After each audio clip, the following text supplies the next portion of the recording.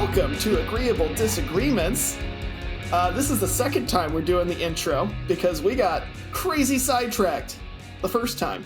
This is a podcast where two friends from differing political ideologies come together and talk about a issue in politics from the week. I am Andrew. This is my co-host, Cameron. Yes. And so our first topic today is... the TikTok ban in Montana. Andrew, are you on TikTok? I am not. I am not on TikTok for my own well-being. Yeah, I think when I asked if you were on TikTok via text, I believe your response was, God, no.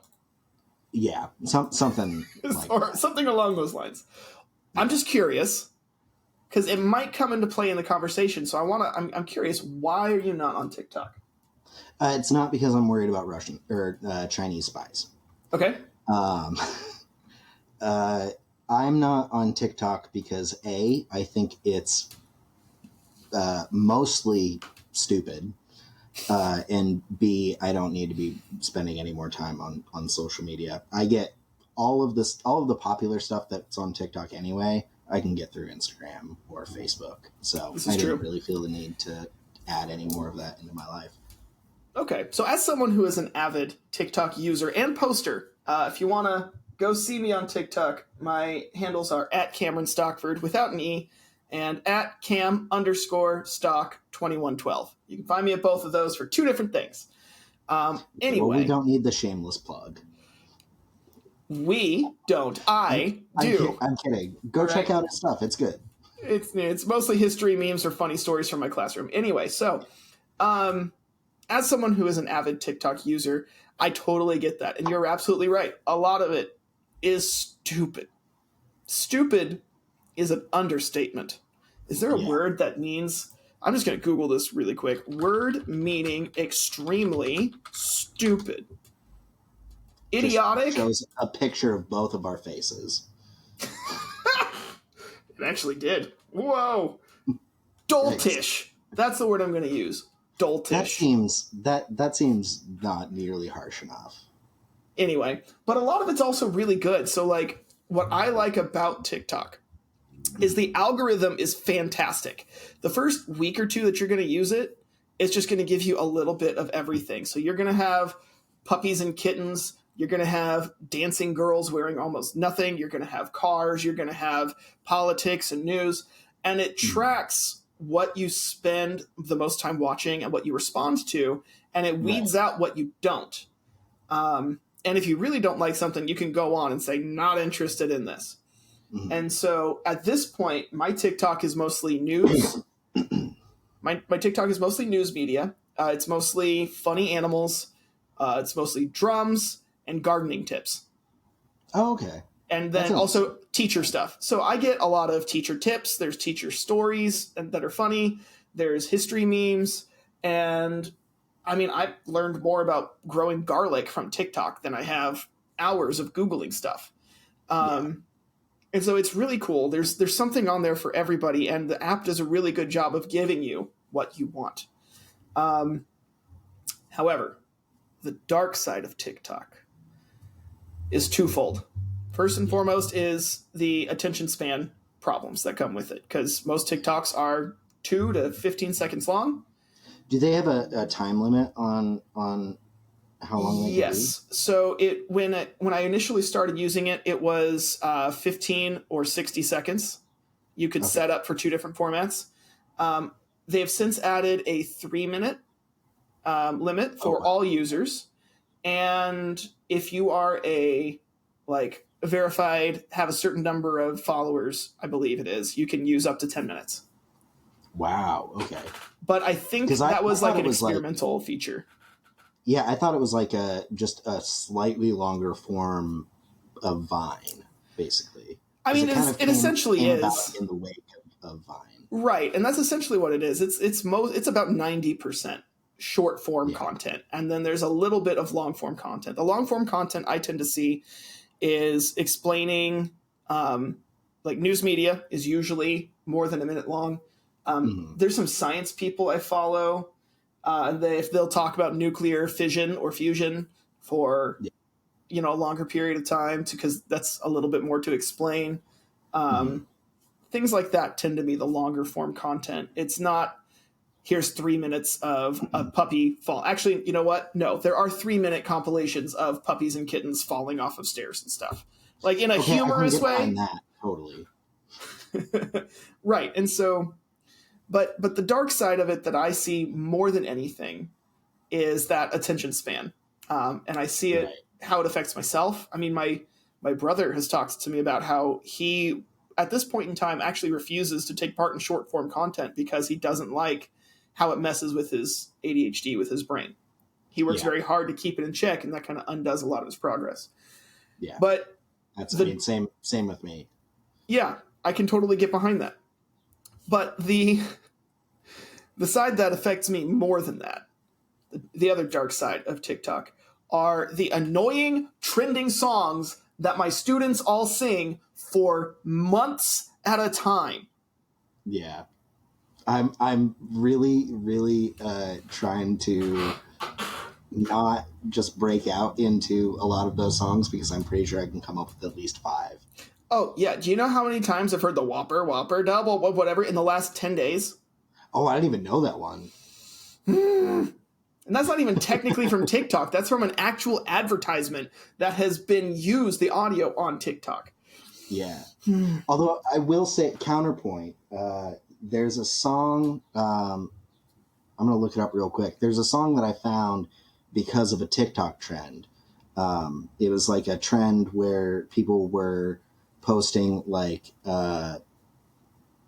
it started out with like a picture of the it was supposed to be like the one that got away.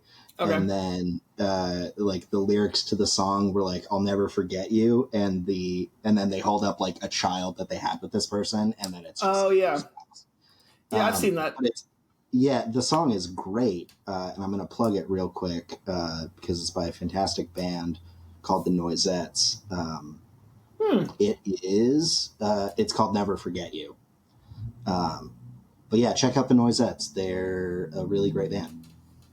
I'll have to look at that. So the reason we're talking about TikTok is not just because one of us really enjoys using it and the other doesn't. It's not because we're so trendy. Although, you know what? I am, because I will get stuff on my For You page, and then about 2 or 3 weeks later, my students will start singing it or doing it or imitating it. Yeah. So it tells me that I'm ahead of the kids, man. Yeah. As a 30-year-old man, I'm ahead of the 12-year-olds who use this app more than anything. Anyway, the reason we're talking about TikTok is not because of all of that, but because it is actually being banned in the state of Montana. Is it actually being banned? Or Yes. are they just debating it? So that's... Because I thought that the measure didn't go through. No, it was signed into law recently. Oh, wow. Okay. So here's the deal. They cannot technically like ban it if you've already downloaded it, right? Okay. So what they can do is force the Apple Store and the Google Store to stop offering the app. And if they don't comply, they owe $10,000 every day.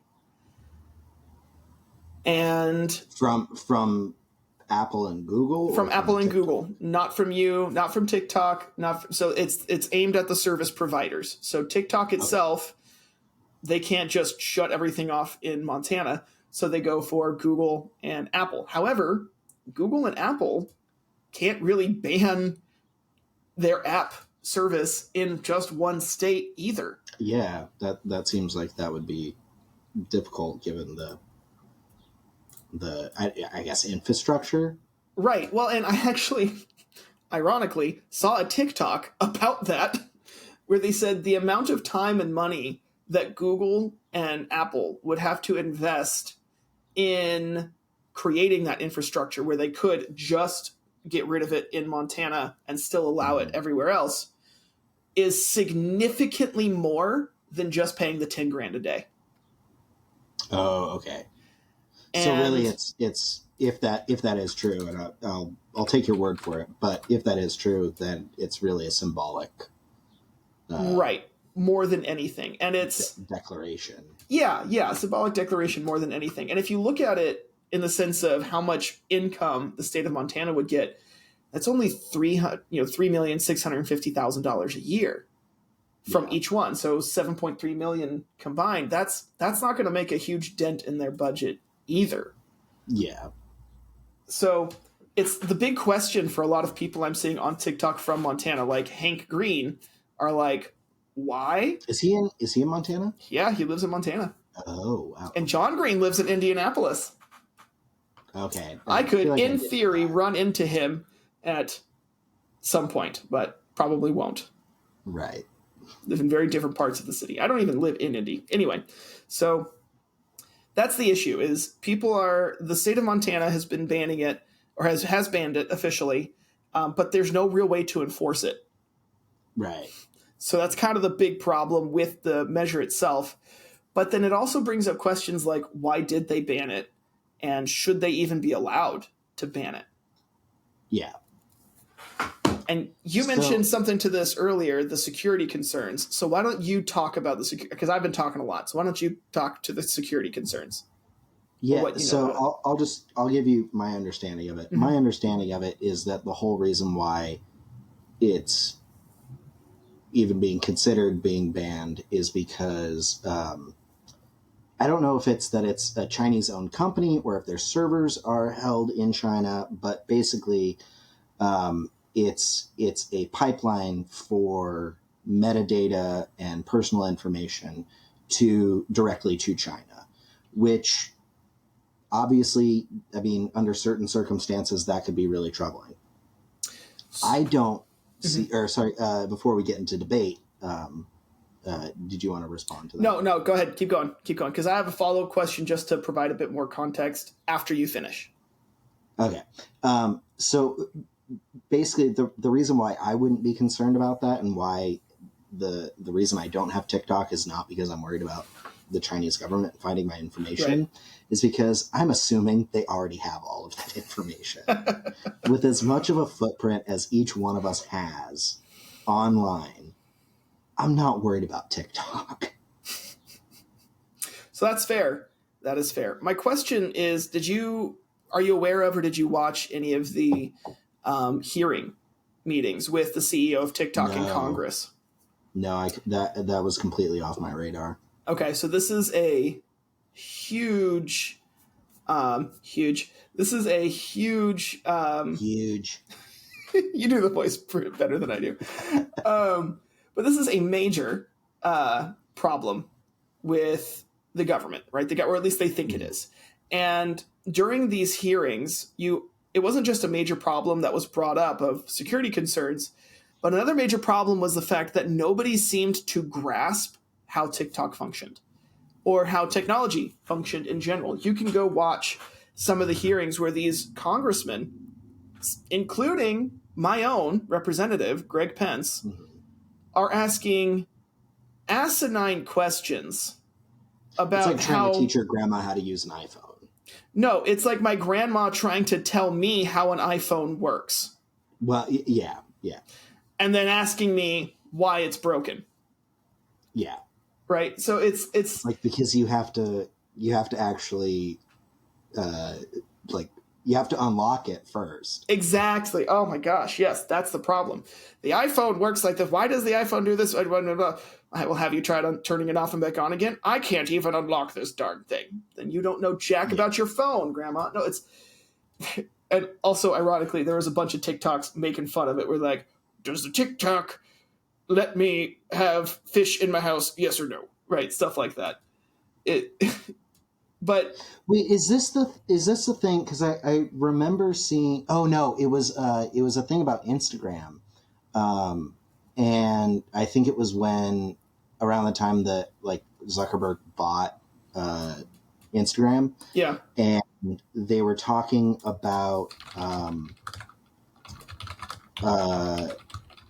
like fake IG accounts. I forget the term that they were using, but this senator was asking a representative from Instagram, like, how can it be that somebody can have two identities, like thinking that it was like somebody having two social security numbers. Mm-hmm. And they were like, you just go on and if you use a different email address, you can create a different Instagram account. And Yeah. he was like, but are you guys not doing anything about that? And she's like, no, that's not what we're set up to do. Oh, yeah. So, and what I think on that note is really interesting is a lot of these concerns that people have about TikTok have actually come out as misinformation spread by, drumroll, Facebook. Okay. So, for example, there's By Facebook, like by Facebook Meta? hired a third party to spread Oh. misinformation about TikTok. And not just like TikTok sending your information to China, because there are security concerns with that. Because even though it's not owned by China, it is partially owned by companies who are Chinese. But Right. I mean, I think there's no dispute that people in China can get access to the content and the metadata. yeah, no, actually, that's not true. That's not something they can do. But what, at least according to the CEO of TikTok. But Well, that's a dubious source. fair. But they so last year there were so many different times. There's at least 2 or 3 different times where parents pulled their students from school for the day because they heard that there is a TikTok trend encouraging students to do something at school, whether it was punch your teacher day, devious licks where they said go like rip stuff off the walls. There was even one where it was like, this is the day that we all go shoot up our schools, right? And I was like, should I go to work today? Like if that's a thing? Yeah. But then I remembered, like, I'm on TikTok and I didn't see or hear about any of this. And I even searched for it and nothing came up, which means either this is a complete lie or TikTok's doing a pretty good job of censoring it and taking it down immediately. And while they are usually pretty good of taking stuff down, it still takes several hours and people can keep reposting it. So, like, I was very skeptical. But I do think that there is something to be said for, especially with these trends, and not to sound like an old fuddy-duddy, but I think there is something to be said for these trends, because there was a trend of, I think it was called like the knockout game, where you would have somebody else or you yourself would choke yourself until you passed out, or the cinnamon challenge, which is where you eat a spoonful of cinnamon and people, suffered asphyxiation. I think there was even cases of like where people really inhaled a lot of cinnamon that actually they aspirated it. They aspirated it and it like created an infection, or things like I think there was even one where it was like the challenge to go up and punch a stranger. So that was the first one that I saw, which then turned into punch your teacher kind of a thing later on. Oh, and the Tide Pod challenge, that was the other one. Okay, but that was before TikTok was super big. That was just everything. But anyway, so you're right. Some of these kids do participate in stupid challenges, but the thing is that a lot of them aren't actually challenges that catch on TikTok. Right. It's a rumor that starts, and so people start doing it. And like the cinnamon challenge, it's going to happen whether TikTok is there or not. Exactly. And but the other side of it is how much of it is actually happening, because there was never anything about today let's all go shoot our schools. There never was anything about let's go punch our teachers. It didn't exist. It was never on the platform. People spreading the rumors and saying I just heard about this was on the platform, but there never was actually any source material for what they were hearing about. Same goes for the devious licks, which was people, like ripping stuff off the walls in the school's bathroom and whatnot. That didn't actually have anything on TikTok to start, but because the rumor was started, some students began doing it and posting it. And we even had some of that at our school. We had some kids rip an entire bathroom stall door off. Wow. And our administration was like, guess you're not using that stall anymore. Yeah, I mean, yeah. We'll fix it over I guess. break. But once it gets, we don't have time to go in there. If you have another stall, there are 2 stalls that work that has a closing door. Better not rip that one off. They didn't rip it off. That seems like the kind of reaction that like the worst dive bar in town would have to some person ripping their stall door off. My friends who are listening in Corvallis, you know which one I'm talking about. But yeah, I mean, I get what you're saying. Like a lot of, and I think I'm kind of saying the same thing. Is a lot of the concern over the negative impact of TikTok is, I mean, when you think about it logically, is just not. It doesn't hold any water. Yeah. Well, and so I mean, I think. Yeah. Go ahead.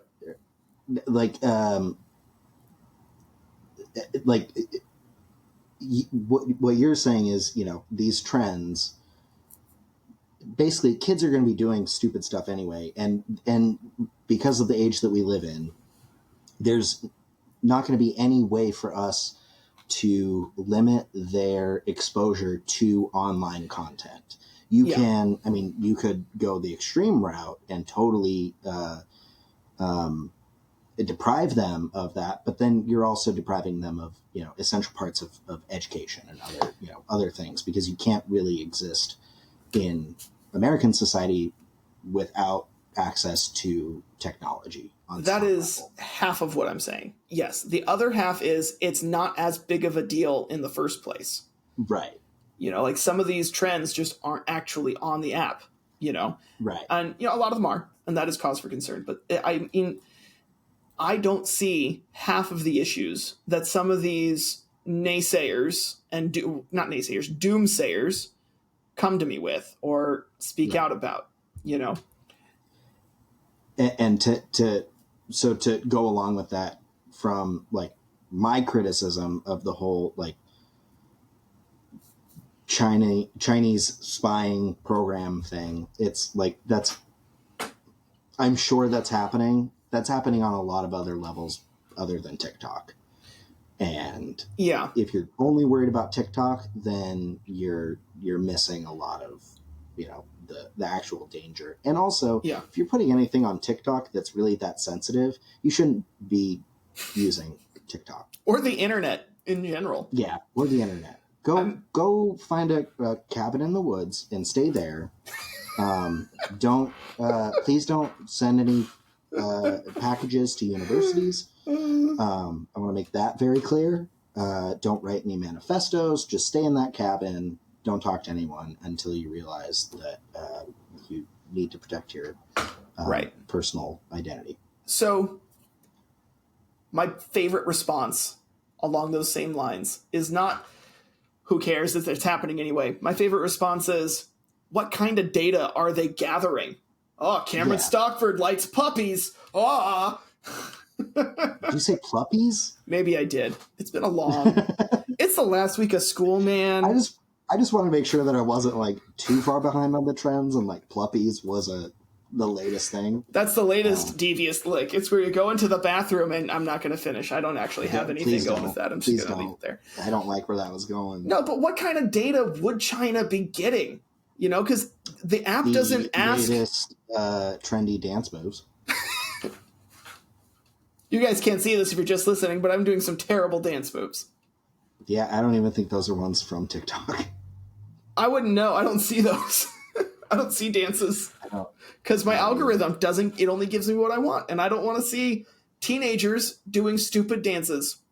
The only dances I see on TikTok is one of my friends from college who is a professional, maybe not professional, but is a dancer, right? Mm. And she and her friends do you can actual choreographed. She's not. I want to be clear. She is not.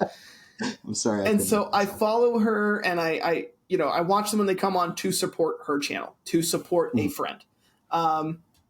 It's not like dancing. I'm a drummer for a reason. I don't like dancing, so I like to play the music. But, that's the idea, though. It's like, if they are gathering all this information on us in China, what what kind of crap are they getting? Because the app doesn't ask for any personal information. I didn't have to fill out my social security number to get an account. Yeah. So what exactly are they getting? So I actually just thought of something, though. Yeah. A kind of a counterpoint to this, and I don't really know what the extent of it is.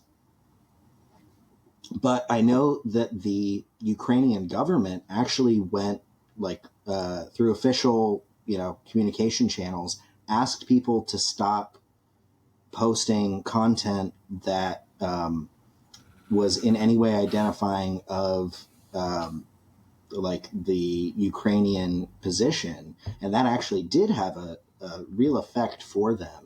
That is fair. So I think it's important to make the distinction of, is this a problem versus could it be a problem? Ooh. And I think there are some cases where it could be a problem, but really, is it a problem the way that the people who are trying to ban it are saying? And that's the part where I don't know that I see that it's, having that drastic of an effect. That comes down to two things. One is just how visible is your content, because I don't necessarily mean how much does it get pushed out to, but how much can you identify from the video of what locations are, right? Because if you're just like, just my son just freed the city, that's a lot more identifiable, right? But if you're not doing that, which I think is what they ask people to basically not do, which is what you're getting at, then you're being more vague about locations, or you're not saying anything or giving away locations at all. That helps out a lot. The other thing that it comes down to is app permissions. And so while you were saying that, I actually pulled up my app permissions for this app. And I don't know how Apple works in this regard. I will be completely fair because I refuse to use an iPhone. And I have very strong feelings on this, and I will die on that hill. But my Pixel actually allows me to choose specifically what permissions I want to allow and not allow. Mm-hmm. And so here are the permissions that I have allowed. Camera, obviously, because I record. Microphone, because I record. Photos and videos, because sometimes I want to put, I want to be able to have something in the background, or I want to upload something that I, recorded somewhere else. Music and audio, and contacts. So it'll tell me, oh, hey, we found this person in your contacts. They're on TikTok. You can follow your friend, kind of a thing. Right.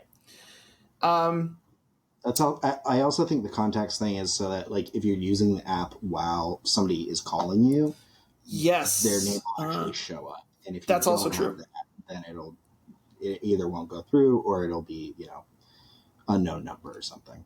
That's fair. I didn't even think about that.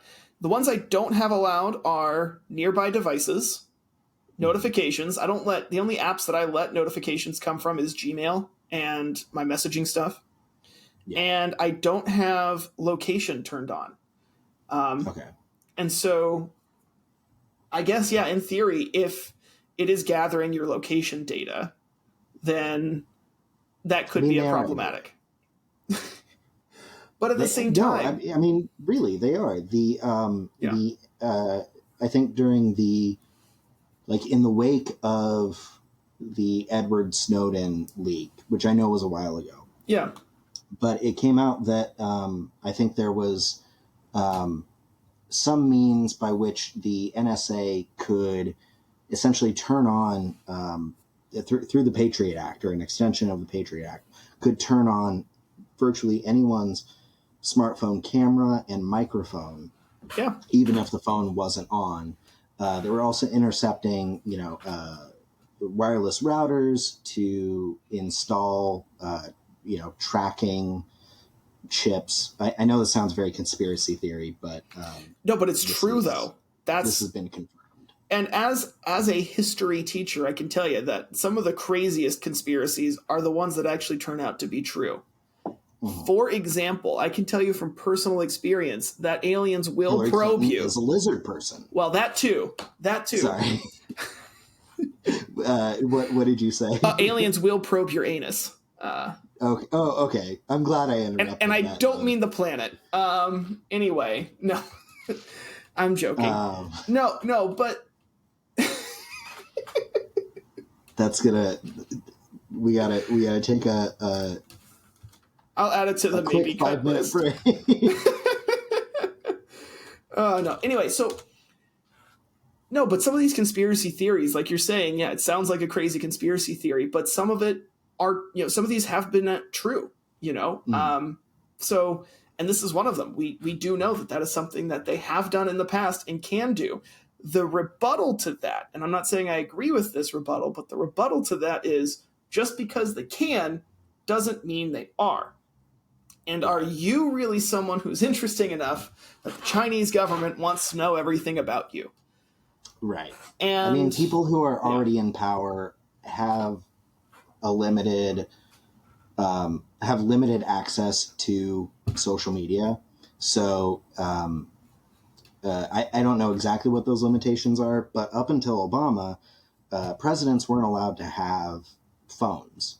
Right. And he really fought to, keep his BlackBerry, which, I mean, BlackBerry ages it. So yeah, there's, only so much you could have gotten up until that point. But I know that there are other rules and regulations about, social media accounts and yeah, your access and what devices you can use and everything. So at least for our highest officials, I would think that that's, already been taken care of, and that one app can't compromise them enough right. that it's, of national security.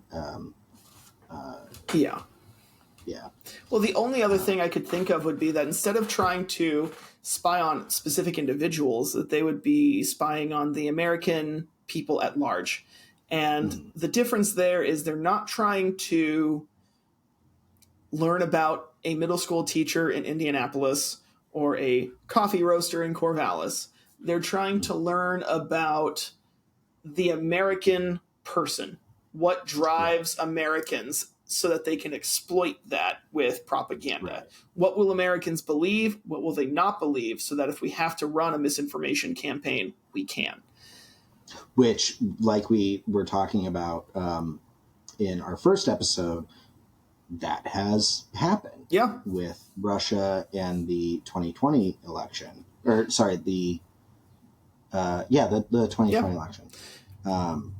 So, I mean, that seems fair, but also there are other avenues that they can do that through. That's absolutely true. That is absolutely true. And that's one of the reasons why we have some smartphone brands that are actually banned in the United States, like Xiaomi is an amazing and affordable smartphone brand outside of the United States, but we don't allow them here because they're not owned or produced by an American regulated company. But on that note, TikTok is, so TikTok is owned by, so the CEO is Singaporean and it's based in Singapore. It has partial owners from, investors, whatever, from tons of different countries, including China. But under Trump, because of the security concerns that happened, the Trump administration helped pass a law that actually required that all server data had to be stored, overseen, and managed by an American company. And so TikTok in the United States, even though it's under the umbrella of the overall TikTok company, is actually run, all of the functions, everything about it is managed and run by an American company on American soil. And if the CEO of TikTok, Shou Chu, is to be believed, then they have tried their best to be compliant with those laws. Now, as you mentioned earlier, that's a dubious source. That would be like going to Trump and saying, "Did you sexually assault a woman?" Of course he's going to say no. But legally, he did. Right. That's not in any way to do with your point. I just want to make that clear. He did. Right. But no, it is to do with my point, because it could come out 5-10 years down the line that even though they made these denials, they still did certain things. So, the security concerns are a major part of the problem. For me, I'm thinking, how much of a problem is it really, though? Because as I mentioned earlier, Facebook has had these huge campaigns that they've spent tons of money on, whether it's between lobbying or those misinformation campaigns, to try and discredit TikTok. And it's not just Yeah. Facebook, it's also Google. Google has been pushing their shorts. Facebook and Instagram have been pushing their reels. You have these two monopolies who have their company their market being infringed on by TikTok. And it's been proven to some degree they are trying to discredit that, use their greater resources to do that. Mm-hmm. No, I mean, again, I don't have a whole lot of information, but I can definitely see that being a reasonable, a reasonable observation. And I don't really see any evidence to really give any credence to the concerns about, why people actually do want to ban TikTok. Right. Now, if information, like if we found out information that was concerning, I definitely wouldn't be surprised.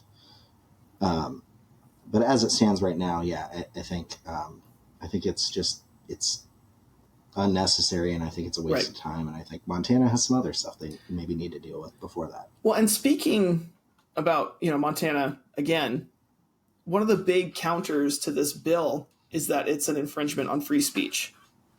Right. What do you think? Do you think it's an infringement on free speech?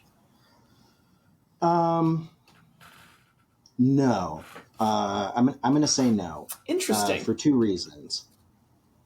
Well, there's, do I personally think it's an infringement on free speech, or is it, do I think legally it would be found to be an infringement on free You know what? Give me both.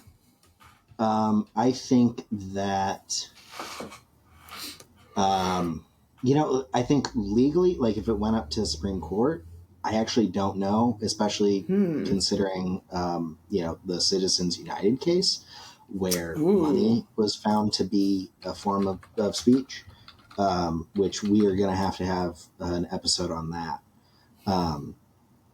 But that's for a later day. Yeah. I don't think that it is an infringement on free speech because it's not stopping people from saying this stuff. It, in kind of a tangential way, it's kind of like, banning someone from TikTok or from Twitter is not infringing on their free speech. Because, well, in that case, it's because they're a private company and they can, set whatever code of conduct they want. Right. But also, they're not stopping you from saying this. They're just taking away your microphone, which is, I don't necessarily know if that qualifies as free speech. Now, if they if they banned all social media, or all, short form video content like Instagram Reels, like Facebook Reels, Google Shorts, YouTube Shorts. YouTube Shorts. Google Shorts are what you wear to the Google company picnic. Oh, okay. Really? You're going to wear shorts to that? I would go with a nice, like khaki, slack, or at least chinos. Ooh, good call. Good call. Keep going. But if they were going to ban all short form content, then yeah, I would say that's absolutely violation of freedom of speech. I don't think banning one company necessarily qualifies as a violation of First Amendment. I will say though, I'm sure that there are other legal arguments that TikTok can bring besides that one. So you brought up an interesting point where it's similar to banning a person from Twitter. You're not taking away their free speech because they can still say those things. But using that, taking it a bit further, it's different because it's not just that you're banning a person from the platform. That is not a good analogy. Think of it, the way I think of it is like with a newspaper. A newspaper can just say, we're not going to give this person a platform in any way, shape, or form. That person does not speak on our newspaper, our news station, whatever. And then the government banning that newspaper or that news station. Yeah, but they're not they're not really doing that. They are, though. Well, it's not because of a specific person speaking on there. You're right, but it's because of the aggregate, right? So imagine it would be like if CNN said, we're not going to have Trump on anymore and we're not going to give him time for our platform, versus a Republican... Which CNN, you absolutely should make that decision. Versus a Republican government being tired of all the criticisms from CNN or all the liberal agenda from CNN and shutting them down. That's the difference here. So we're looking at the government absolutely trying to look at the aggregate of TikTok, whether it's the security concerns, the safety concerns for children's mental health, which is a whole other thing that I'm not even super versed on. They're looking at that and trying to shut it down. Or not shutting it down. They have shut it down. You have until January is when the bill goes into effect. Well, but they're not even shutting it down because you can still have it. You can still access it. That's true. People who haven't already accessed it can't access it within this arbitrary confines of because it's not like once you cross the border, it automatically, the Google Play Store doesn't have it. They're going to have some the exclusion zone is not going to be a rigidly defined thing. Okay, but I think of it like this. Let's say Oregon, very liberal state. Let's say Oregon decided to ban Fox News. Okay. Yeah. Very conservative channel. Oregon, you absolutely should do that. No, because that is absolutely an infringement on free speech. No, it's not, because they're not a news organization. They are an entertainment organization. All media is meant for entertainment more than information. This is decide the point. Okay. If Oregon were to ban Fox News, obviously there's no way that they can actually stop people from having Fox News in their house. So their next bet would be to say service providers need to stop Fox News from coming in. So that means Dish Network, whatever the other AT&T, Uverse, Verizon, whatever these cable providers, satellite providers need to take Fox News. You listed 3, and I have never heard of any of them. I guess Dish. Yeah, but Dish is like struggling right now. They're like that old person in the back who's like, "Don't forget about me." Every other cable company besides Comcast and Time Warner is struggling. That's fair. Yeah. No, but imagine, so the only way to do it would be to tell those two companies, hey, Comcast, Time Warner, you're not allowed to distribute Fox News anymore. Mm-hmm. And at least in Oregon, or you're going to have to pay this daily fine. Is that not the same kind of deal? I mean, you're seeing a state ban a media outlet, whether it's for entertainment, news, whatever, and punishing not the media outlet, but the people who give you access to it. Yeah, I guess I see what you're saying. I don't know that I have my response to that fully formed, but I don't think it's quite the same. And I think it gets in a little bit hairier when you're talking about a news. I'm using news very loosely. A news organization, right? And censoring them, because that's explicitly stated within the Constitution. Now, with Fox News, I don't know if that applies because I don't think they're a news organization. But again, that's a topic for another time. You're killing me here. I know. I'm sorry. Should we talk about our other topics? Yeah, because we could keep going on about this for ever. I do want to say really quick, I think it is an infringement on free speech. I absolutely do. Okay. Banning TikTok. Quick synopsis of why. Because I think free speech isn't just about what you say, it's also about how you can say it. So I think, and that's going to come down to the method and the medium. I think you should be able to sing about whatever you want to sing about. say whatever you want, think whatever you want, write whatever you want. Of course, I don't want people to have the freedom to yell fire in a theater because there's historical reasons for that. Bomb at an airport, I get it. But like, I think taking away the voice of someone is never a good idea. And if we're going to look at TikTok, banning specifically TikTok, why aren't we looking at Instagram Reels and YouTube Shorts? See, that I would agree with, because it seems like the actual legal standing that TikTok would have is that this is not the freedom of speech aspect, but the interfering with market forces aspect. I think it's both, because I think if you're going to take one away and you have all these concerns about security, mental health, focus, all of these things, then you need to look at the other two just as equally. And if it's for those concerns, absolutely investigate.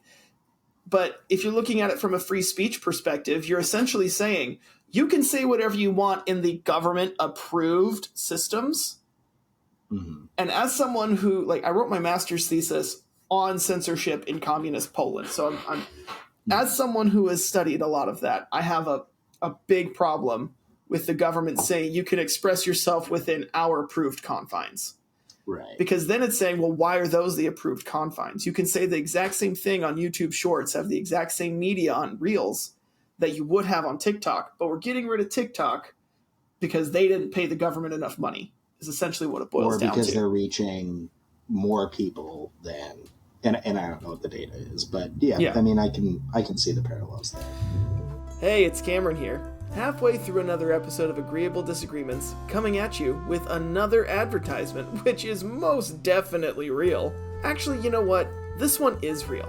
I have an advertisement break, and I'm the one editing this podcast, so I might as well advertise myself. If you don't know, I primarily work as a social studies teacher, but a side passion of mine has always been creating videos. Since summer break just began for me, I'm going to start making a ton more video and written content. You can find me on YouTube and TikTok at Mr. Stockford, where I make videos about history, both short and long form, comedic and serious. I've got a bit of something up there for everyone, and I definitely take requests. The same goes for my website, mrstockford.com. Check it out, let me know what you think, and thank you in advance for your views and internet traffic. And now that I've got that 100% selfish plug in there, let's get back to the episode. Okay, so our second topic is Biden's student loan forgiveness plan, which I think was initially shot down in 2021, I believe, by the Supreme Court. Or actually, I don't know if I have that at all. I don't know if it was a Supreme Court, but it was a state or federal circuit. Yeah, so it's now, right now, the Supreme Court is debating it, and they should be coming out with a decision in the next few weeks. But just to start, do you want to talk about your thoughts on student loans or student loan forgiveness? Yeah. So obviously as someone who is fairly conservative, I will admit that there is a problem with the student loan system in the country. And part of the problem is the fact... It's not enough loan. No. It's not enough debt. No. Opposite. No. But part of the problem is that it's a self-feeding cycle. School costs more because more financial aid is available. So they say, oh, we can charge more because these are getting free money. So then they raise costs, which means that we need to raise how many loans we can get, which means they can raise costs, which means we need to raise how many loans we get. And it's just this self-feeding cycle that is screwing over students. Can I give you a counterpoint to that, or a contradiction to that? So, like we discussed, I am very close to somebody who was fairly high ranking member of the Oregon Higher Education Commission in prep for this show. So if I completely, wipe the floor with Cameron, guys, be nice to him. I think we probably agree on this one, though. I'm just going to say that. So federal funding for for higher education has consistently been going down, and because of that, tuition has been going up. Interesting. So and if I understood what he told me correctly, it's not that their expenses are going up, any more than they would be just, due to inflation. But the amount of money that the federal government is already putting in place is going down. And that was even a relatively minor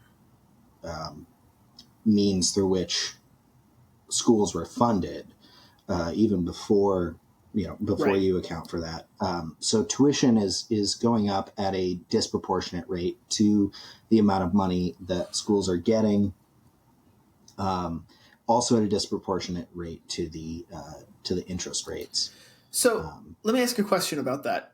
Is that amount of funding that he said is going down, is that on a total or per student basis? I don't know. Okay, because you could have the total funding going down, but the per student basis going up if fewer students are going to college, which we are seeing. Right.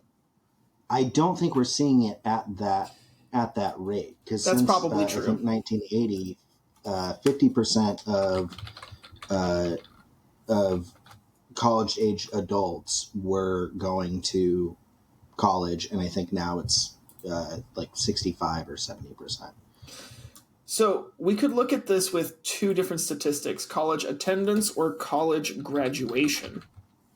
I think attendance, because college graduation versus attendance is a point that I want to bring up. So okay, so then if that's why don't we look at both though? Because it's one thing to attend a university and another to decide this isn't for me financially, socially, Right. whatever, and drop out for whatever reason. So according to Fortune.com, the number of freshmen enrolling at U.S. colleges slightly increased from 2021 to 22.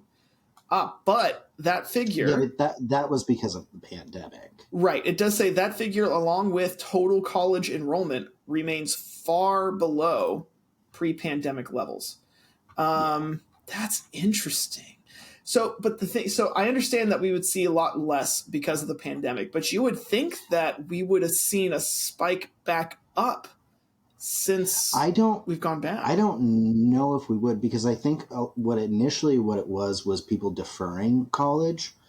And then because of circumstances during the pandemic, everyone has experienced hardship because of the pandemic and after the pandemic.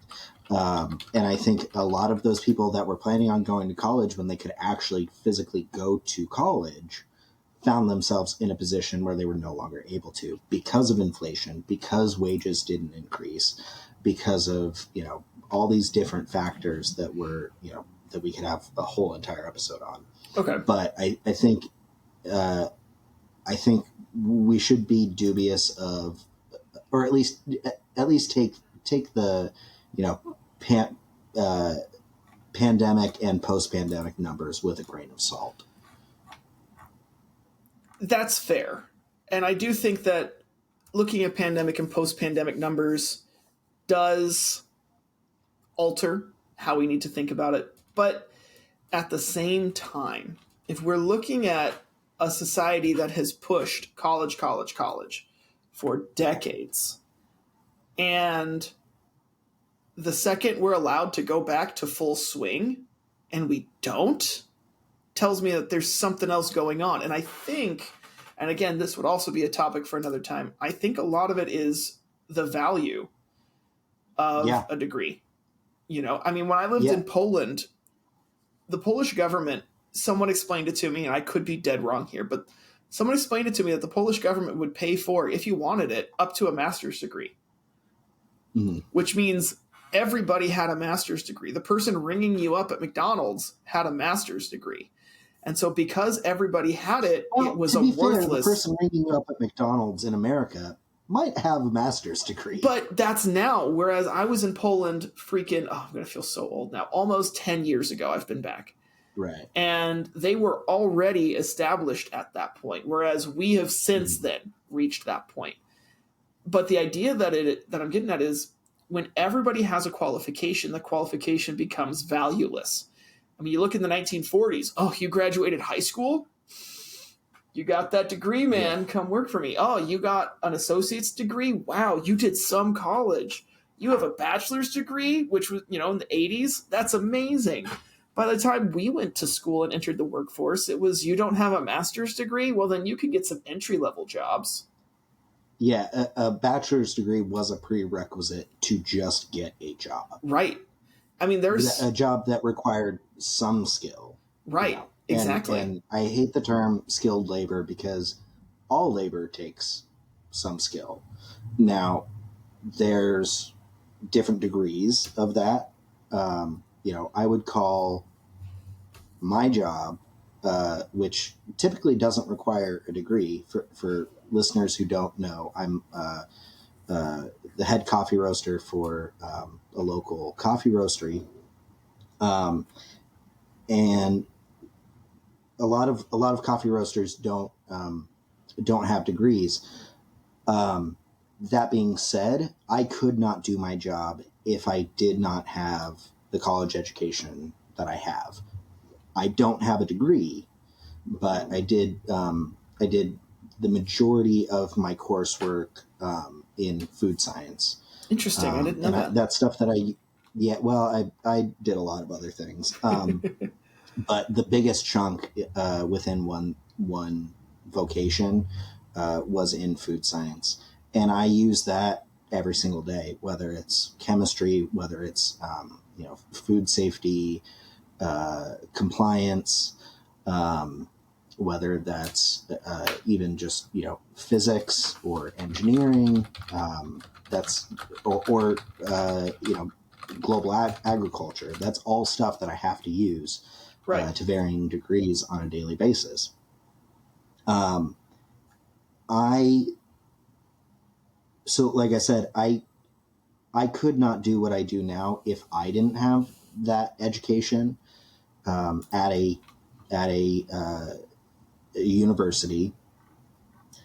I also don't think that I could not have in some way found that information if I didn't go to university. I mean, does that make sense? Yeah, no, because and it depends on the field, right? So obviously, some fields, you go into a trade, you don't need a degree usually to get into a trade. You go to be a carpenter. I would say food science is fairly along those lines. I think people are a lot more interested in your experience. Yeah. So say, if I wanted to move to a different company, a lot of companies, even though I don't have a degree, a lot of companies will look at actually what coursework I took and my experience running an entire, production facility virtually on my own. Right. And they'll be able to kind of read between the lines and see that, okay, this is somebody who can, who has the things that we need, and whatever he doesn't have, we can teach him. Whereas if you, that's a rare field, and that's a wonderful opportunity, and that's a wonderful thing that you have that you can pad your resume with. For me, as a teacher, there are some states that will not hire me unless I have or am actively working towards a master's degree, like Washington State. You have to have a master's degree to teach there, or be working towards one, or get one within a certain amount of time. And to some degree, I'm like, yeah, you should have qualified educators. But to another degree, I'm like, a teacher who's going to make this much money, you're asking them to spend this much just so that they can actually get the job. While we're talking about pay, is the value of the degree requisite to most jobs? And I would say today, no. It depends on the field. It's absolutely not. It's absolutely not. I mean, like I said before, as a joke, but it is the reality. You do have people with master's degrees who are working at fast food Right. restaurants. And in no way, I want to make it clear, in no way am I disparaging fast food restaurants. Those people also deserve, fair pay and a living wage, because those jobs are hard in different ways than, super academic jobs. But when you pay a bunch of money, I mean, more than, I don't know what the average pay is for a recent college graduate, but I'm willing to bet that the amount that they paid in their schooling is vastly more than what they're making with their first job out of college. So if you're, yeah, keep going. Oh, sorry, go ahead. I agree. I think that's looking at a little bit, just one side of the point. Because yes, there's what do recent college grads make, but it also depends on your field. Because let's be honest, someone who's a theater major, who's going into, their job is to be a set design for a small town's theater production, is not going to make nearly as much as someone who graduates with UX design or blockchain management. But let's take an engineer for an example. You spend a bunch of money to be trained to be an engineer. Yeah. You're qualified to be an engineer. You pass all your exams. And then you get a job where you can't pay back the cost of you learning all that stuff. Mm-hmm. There's something wrong with that. And engineers are supposed to be, well-paid, highly trained individuals. Why is it that you can go through all this training, you can offer up your own ante to receive this education and this qualification to say, hey, I can do this job. And then more often than not, we're finding that the jobs that are available once you receive that aren't paying you what you need to even pay back what you borrowed. So, which I think, or sorry, go ahead. No, go ahead. You finish. Go ahead. Well, I was going to say, I think, the next thing I was going to bring up is the interest rates. Yeah. So before we dig into that, though, let's just talk about how loans affect people in general. Because again, I don't want to focus too much on being a teacher, but I was very lucky with my student loan position because I went to Brigham Young University, Hawaii. So I graduated with a bachelor's degree with less than $20,000 in student loans, maybe about $20,000 in student loans. And the majority of those loans were not to pay tuition or housing. They were to pay housing because I, lived off campus for a little bit. First year. But they were go ahead.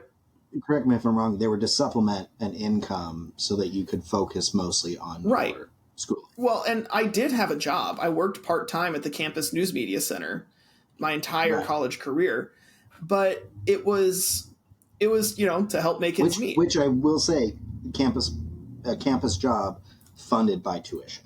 Right. So I got paid by my own money. That's the first time I have thought of that.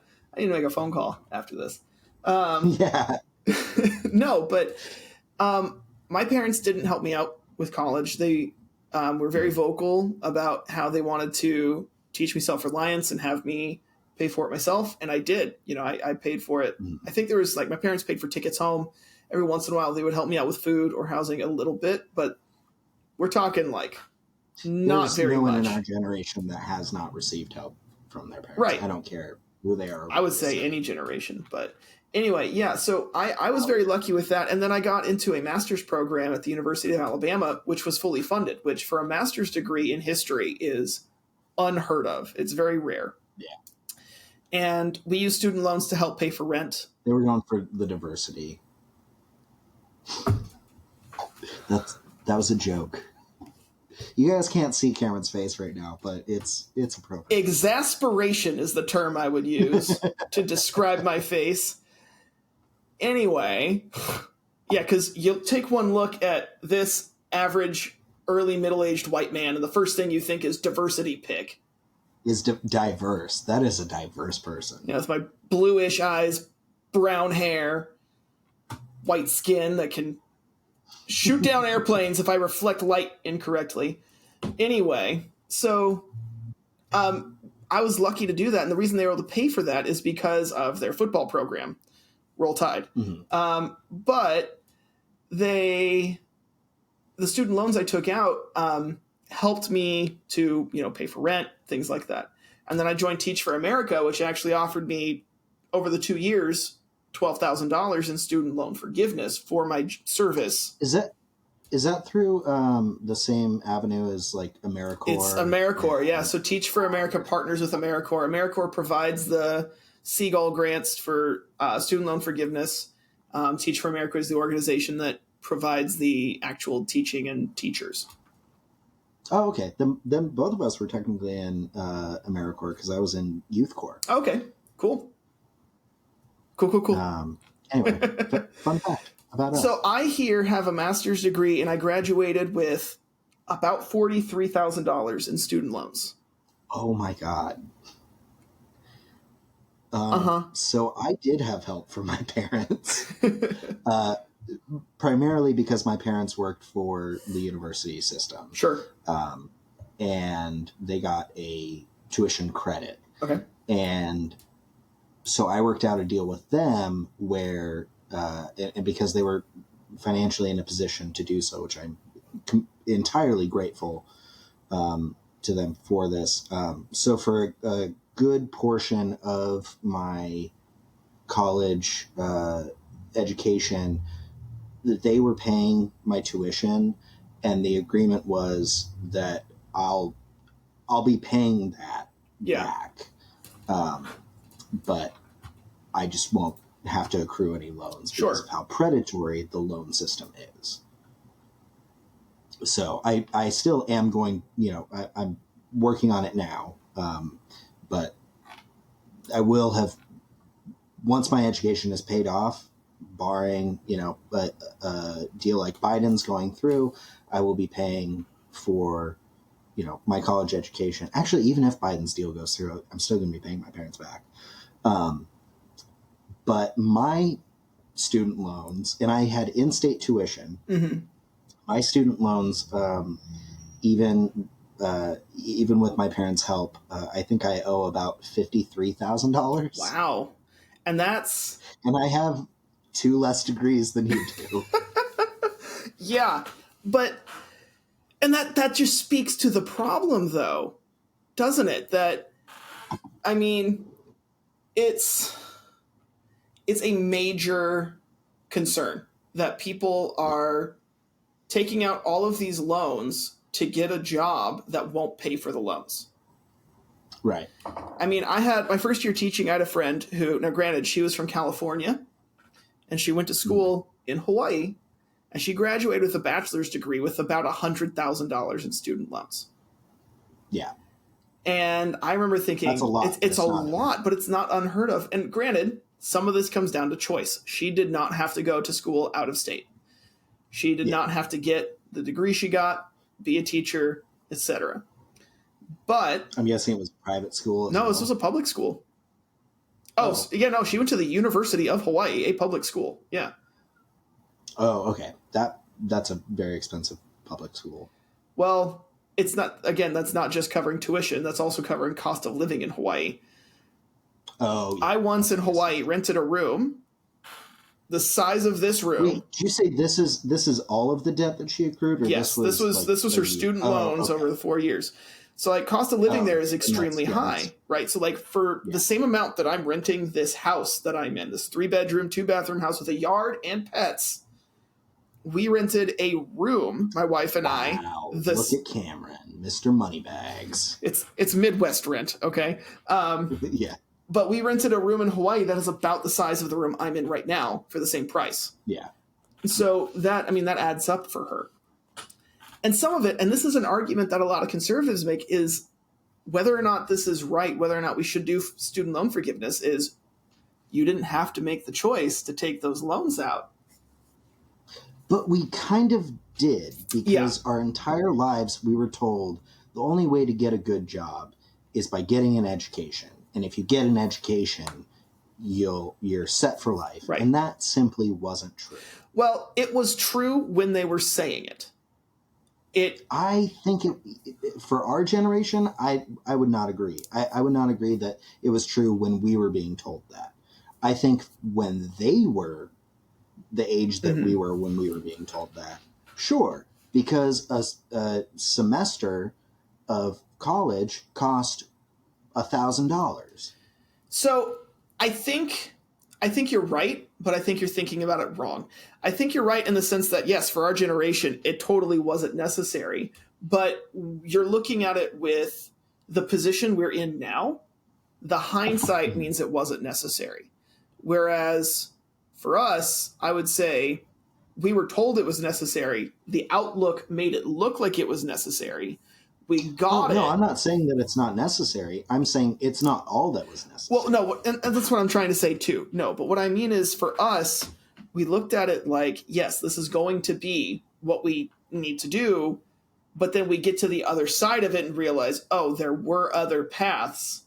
But those paths just didn't appear to be open because of the way that society worked. And now that we are on that other point. No one told us about trade schools. No one told us about, all these other avenues that we could have gone through to receive an education that would have been cheaper and more lucrative. Well, and even it's that everyone was pushing, go to college. Well, and I was even told about trade schools, but every time they mentioned trade schools, it was like, yeah, you could, or you could go to the real college. Like, they're both educations. Well, I think, and I'll give Thurston High School, I'll give Thurston credit. They did, I think, do a good job of presenting a lot of, like options like trade schools, and giving us as much access to those resources if that's something that we wanted to pursue. I don't think it's necessarily as much about the schools presenting that to students, or the governing bodies like the Higher Education Commission presenting that to students, because especially in Oregon, they're really working on that. I think it's just a collective societal rhetoric that we've had that you're only going to make something of yourself if you have a college education.